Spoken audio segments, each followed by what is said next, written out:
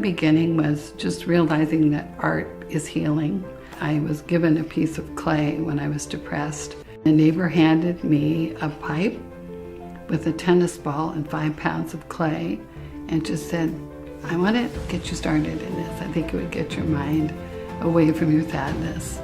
So art just filled a void. And when I went to take classes, there weren't classes.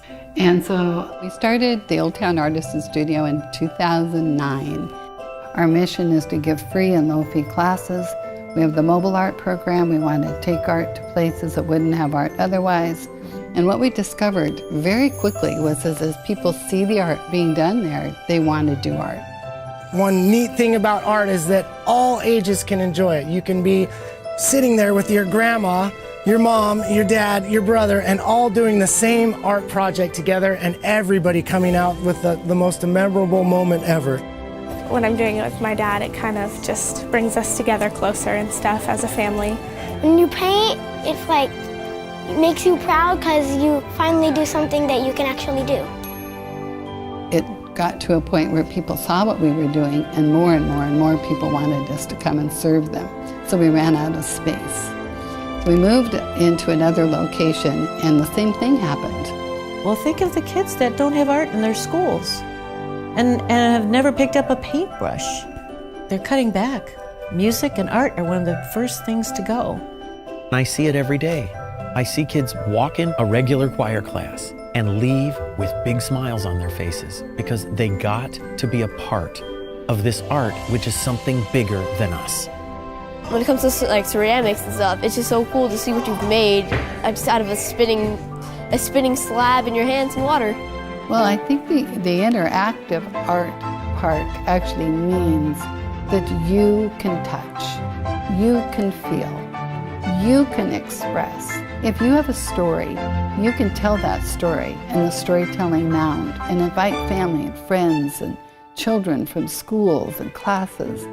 It may be a veteran that wants to tell his story, so it's never forgotten. If you're in the mood, you can do chalk art. I want to have music in the park where any child of any age is welcome to just dance. We even have culinary arts workstation where we can feature guest chefs, demos, and cooking classes. Now, the interactive art park will be free to the public.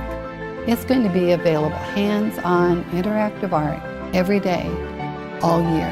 I think what propels me still, I'm 76 years old, and I still want every day to count, to make a difference. And the only way that that's going to happen is to inspire young people. And I want to be able to pass this passion on. And the only way you can sometimes do that is to actually see it. I've asked myself, what does feed my soul? And it's seeing the vision in action. And I know that being far away, because we live on Whidbey Island 6 months a year, when Thomas or someone on staff sends me a photo of the Alzheimer's group that's there, or students at work, or the Boys and Girls Club, full of kids that are in those wonderful facilities year-round or all day when their parents are working. It's 120 degrees, and we're still able to take art to them. When you see it, it just keeps me going. It reminds me how important it is. And that's what my hope is right now, is that people will come in. They'll always feel welcome, the whole time that they're in the desert, and that they'll see how art can really heal a life. And I just want that so badly, that young people will get involved and inspired and continue the vision. I believe that will happen. We're making a difference, and I think that's what I hope others will see. I just really trust that others are going to see this and want to be involved. And that's what my hope is right now, that everyone feel welcome. And when they do see it, they'll believe in it.